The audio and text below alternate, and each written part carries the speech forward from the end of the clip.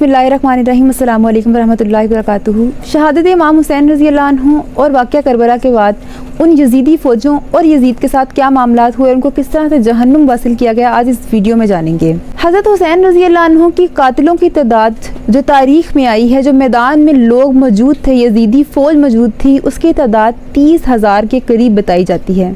बाकी ज़हनी तौर पर या दिल में कितने खिलाफ थे उनकी तादाद रिकॉर्ड नहीं है, मगर 30,000 लोग, 30,000 यजीदी फ़ौज जो है वो करबला के मैदान में मौजूद थी। मगर हक़ वहीं था जहां हज़रत फ़ातिमा ज़हरा रज़ी अल्लाह अन्हा के बेटे खड़े थे। करबला के मैदान में तकरीबन 30,000 लोग मौजूद थे, लेकिन उनमें से 10 ऐसे अशख़ास थे, ऐसे मालून थे, ऐसे बदकिस्मत लोग थे जो 10 के करीब थे, जिन्होंने अहम किरदार अदा किया आले रसूल सल्लल्लाहु अलैहि वसल्लम को शहीद करने में। उन्होंने एक मर्तबा नहीं सोचा कि वो जिसका खून बहा रहे हैं, वो जिसको शहीद कर रहे हैं, वो नवासा रसूल सल्लल्लाहु अलैहि वसल्लम हैं, जिनके बारे में नबी पाक सल्लल्लाहु अलैहि वसल्लम ने फरमाया था, हुसैन मिन्नी व आना मिनल हुसैन, यानी मैं हुसैन से हूँ और हुसैन मुझ से हैं। और वो मालून ऐसे थे कि उनको कुछ भी याद ना रहा, बल्कि यहाँ तक हुसैन रज़ी अल्लाह अन्हु खुतबा दे रहे थे जुमा का, तो यजीदी फ़ौज ये कहने लगी कि जल्दी से इनका सर काटिए कि हमें जुमा से देर ना हो जाए। तो ये आलम था इन लोगों का। बहरहाल उन 10 अशख़ास का जिक्र करते हैं, उनका नाम मैं आपको बताती चलूँ कि सबसे पहले तो यजीद पलीत था, उसके बाद दूसरा इब्ने ज़ियाद, तीसरा अमर बिन साद, जो चौथा था वो मालिक बिन नसर जोहनी, पांचवा हरमिला इब्ने अंसी, और छठा जो है हकीम बिन तुफ़ैल, और सातवां जो था वो खोली बिन यजीद था, आठवां जो था अमर बिन ज़वेबी, नौवां जो था वो शिमर बिन जोशा, जो 10वां था वो बजदल बिन सुनैन था।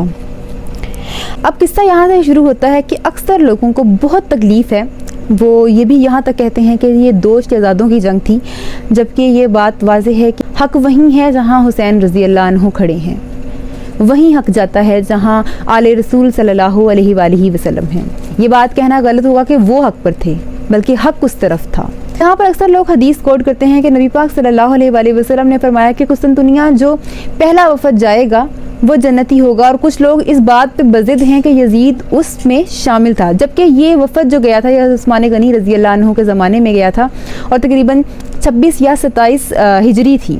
अब यहाँ पे एक और हदीस भी मैं आपको बयान करती चलूँ जो कि लोग कहते हैं कि ऐसा है, हालांकि ये मौजू हदीस है, इसका कोई वजूद नहीं है कि एक मरतबा अमीर माविया जो हैं वो जो है यजीद को गोद में उठा कर ले आए आप सल्लल्लाहु अलैहि वसल्लम की महफ़िल में, तो नबी पाक सल्लल्लाहु अलैहि वसल्लम ने फरमाया कि मुझे इससे अपनी आल की बगावत की बू आती है, तो उन्होंने उसको उठाकर पटक दिया, जबकि ये इंतहाई झूठी बात है, क्योंकि यजीद ना नबी पाक सल्लल्लाहु अलैहि वसल्लम के ज़माने में पैदा हुआ, ना ही दौरे सदीकी में, ना ही दौरे फ़ारूकी में, बल्कि हज़रत उस्मान गनी रज़ी अल्लाह अन्हु के दौर जब शुरुआत थी, उनकी दौरे हुकूमत की शुरुआत थी, उसमें चंद साल गुजरने के बाद वो पैदा हुआ था। तकरीबन 25 से 26 हिजरी बनते हैं, और जबकि वफ़द उससे पहले रवाना हो चुका था। और अगर आप लगाएं कि वफ़द 26 हिजरी को भी रवाना हुआ है कुस्तुनतुनिया, तब भी यजीद 1 साल का बनता है, क्योंकि बैत लेते वक्त उसकी उम्र 34 बरस है, मरा है तो उसकी उम्र जो थी वो 39 बरस थी। तो हिसाब लगा लें, क्योंकि 64 हिजरी में वो मरा है, अगर 25 हिजरी को वो पैदा होता है तो 64 हिजरी में उसकी जो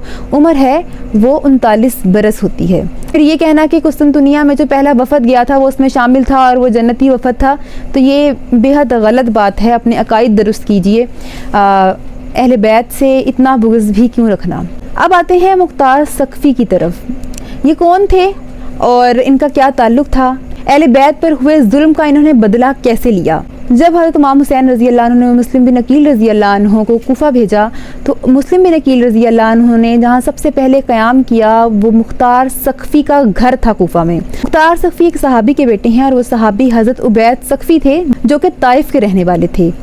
और मुख्तार सक़फ़ी जो है अपने वालिद के गुजरने के बाद कूफा शिफ्ट हो गए। कूफा के नज़दीक ही उन्होंने कुछ ज़मीनें लीं और वहीं से वो खेती बाड़ी किया करते थे। इब्ने ज़ियाद ने जब मुस्लिम बिन अकील रज़ी अल्लाह अन्हु को शहीद किया तो मुख्तार सक़फ़ी को उनकी ज़मीनों पर जाकर पकड़ा और कैद कर दिया। तभी ये तमाम वाक़यात में मुख्तार सक़फ़ी कहीं नज़र नहीं आए, क्योंकि वो जेल में थे। اس کے بعد یزید پلید کی موت سے تقریباً 2 ماہ پہلے مختار سقفی نے حضرت عبداللہ بن عمر رضی اللہ عنہ کو کسی طرح پیغام بھجوایا، اور حضرت عبداللہ بن عمر رضی اللہ عنہ جو ہیں وہ مختار سقفی کے بہنوئی ہیں، یعنی مختار سقفی کی جو بہن ہے بی بی صفیہ، ان کی جو شادی ہے وہ حضرت عبداللہ بن عمر رضی اللہ عنہ سے ہوئی تھی، تو یہ رشتے میں جو ہیں بہنوئی لگے مختار سقفی کے۔ مختار سقفی نے جب پیغام بھجوا دیا تو حضرت عبداللہ بن عمر رضی اللہ عنہ نے یزید کو ایک خط لکھا کہ تم نے ایک بہت بڑا ظلم تو کر دیا ہے، لیکن دوسرا ظلم نہ کرو بلکہ مختار سقفی کو رہا کر دو۔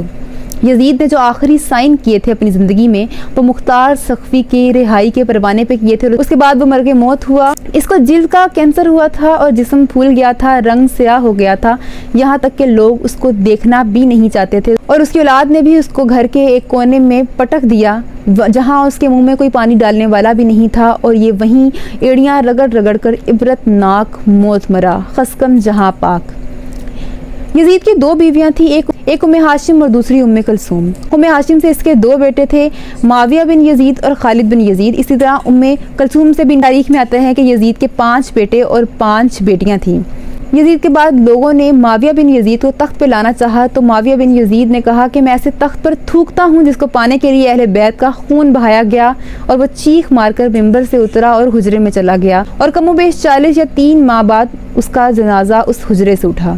اس کے بعد لوگوں نے خالد بن یزید کو بھی تخت پر لانے کی کوشش کی، لیکن خالد بن یزید نے بھی یہی جواب دیا کہ بہرحال یہ واقعات ہوتے رہے، اور بالآخر مختار سقفی کوفہ کے گورنر بن گئے۔ مختار سقفی نے عبداللہ بن کامل شاکری کو پولیس کا سربراہ اور ابو امرہ کو جو ہے فوج کا سربراہ بنا دیا، اور اس کے بعد جب کوفہ پہ مکمل تسلط قائم کر لیا تو اس کے بعد اس نے اعلان کروایا کہ کوفہ میں ناکہ بندی کر دی جائے، اگر کوئی کوفہ سے باہر جاتا ہے تو وہ بتائے کہ اس کا نام کیا ہے اور وہ کوفہ سے باہر کیوں جا رہا ہے۔ اس کے بعد اس نے حکم دیا کہ جتنے بھی لوگ شہادت امام حسین رضی اللہ عنہ میں شامل تھے اس کی لسٹ بنائی جائے، اور کوفہ میں جتنے لوگ موجود ہیں ان سب کے گھر گرا دیے جائیں اور ان کے بچوں کو ذبح کر دیا جائے۔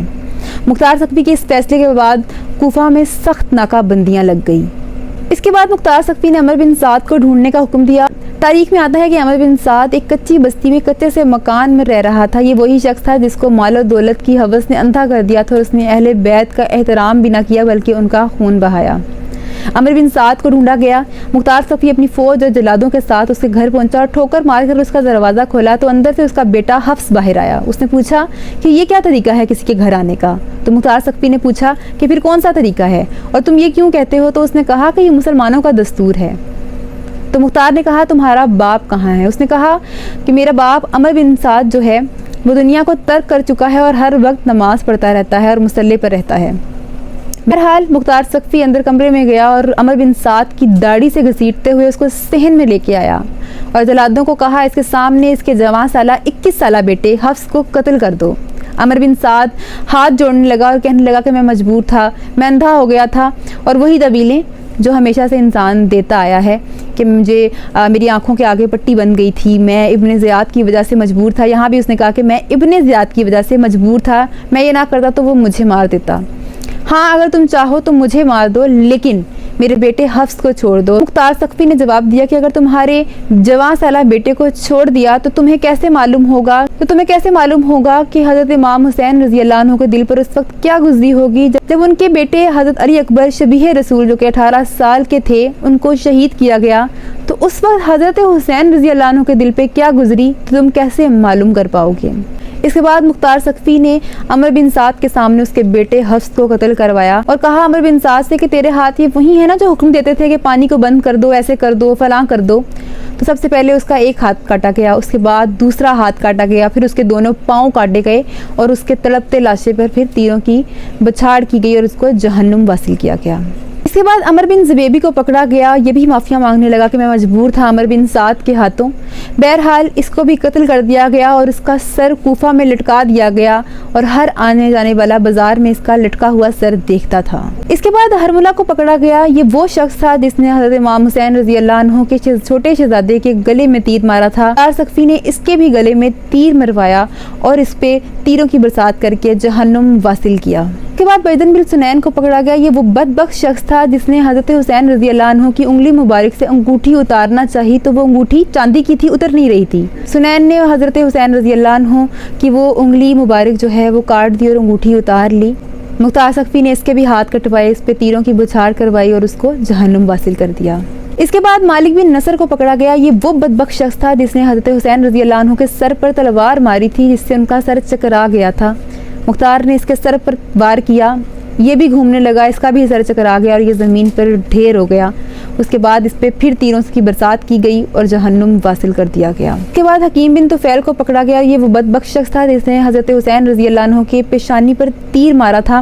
مختار نے اس کے سر پہ تیر مروائے اور اس کو بھی جہنم واصل کر دیا. علماء کرام لکھتے ہیں کہ امام حسین رضی اللہ عنہ کے جسم مبارک پر 72 گھاؤ تیروں کے، 33 زخم نیزوں کے، 24 زخم تلوار کے تھے اور سارے کے سارے ان کے سینہ مبارک پہ تھے. ایک بھی نشان پیٹھ پر نہیں تھا اور یہ اس بات کی گواہی تھی کہ حضرت حسین رضی اللہ عنہ حق کے ساتھ ڈٹ کر کھڑے رہے. ان کا حق پر ڈٹنا ایسا ہے کہ آج اگر کسی کو حق پر ڈٹنے کے لیے مشعل راہ چاہیے، اگر آج کسی کو حق باطل میں فرق کرنے کے لیے کوئی راستہ چاہیے تو وہ حضرت حسین رضی اللہ عنہ کے راستے پر چل پڑے، حق اس کے ساتھ ہو جائے گا.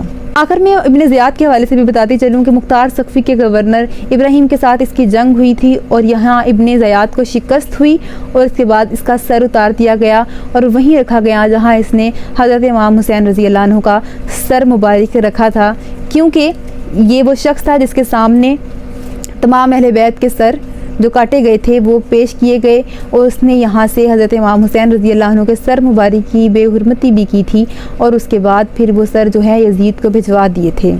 بہرحال یہ واقعہ اتنا تکلیف دہ ہے کہ آپ الفاظ سوچیں بھی تو آپ کو الفاظ نہیں ملتے کہ آپ کس طرح سے اپنے الفاظوں کو نرم کر لیں، کیونکہ تاریخ اس طرح سے ہے کہ آپ کتنے بھی اپنے الفاظوں کو نرم کریں تب بھی جو دکھ ہے، جو تکلیف ہے، وہ آپ بیان نہیں کر سکتے. آخر میں آتے ہیں مختار ثقفی کی شخصیت کے بارے میں. مختار ثقفی کی شخصیت جو ہے وہ تاریخ میں متنازع شخصیت ہے. بعض نے لکھا کہ اس نے بعد میں آ کر نبوت کا اعلان کر دیا تھا اور بعض نے کہا ایسا کچھ نہیں ہوا تھا. کہ اللہ بہتر جانتا ہے کہ مختار ثقفی کی جو شخصیت تھی وہ کس طرح سے تھی، آیا کہ اس نے نبوت کا اعلان کیا تھا یا نہیں کیا تھا. بہرحال یہ بھی ممکن ہے کہ اہل بیت کے دشمنوں نے ہی یہ افواہ اڑا دی ہو کہ مختار ثقفی نے جو ہے نبوت کا اعلان کر دیا ہو، اور یہ بھی ممکن ہے کہ اس نے واقعی ہی ایسا کیا ہو. بہرحال مختار ثقفی سے اللہ نے بہت ہی بڑا کام لیا. انہوں نے اہل بیت کا بدلہ لیا اور ان مالونوں کو جو ہے جہنم واصل کیا جس کے وہ حقدار تھے. گھر دیا حسین نے، سر دیا حسین نے، جو کوئی نہ کر سکا وہ کر دیا حسین نے. کہ جن کے سامنے کوئی نہیں رہا حواس میں، ایسی جنگ تو علی نہیں لڑے تھے پیاس میں. خود علی یہ کہہ رہے ہیں کہ علی حسین ہیں، بڑے بڑے یہ کہہ گئے بہت بڑے حسین ہیں. کے ساتھ ہی میں آپ سے اجازت چاہوں گی. اللہ نگہبان.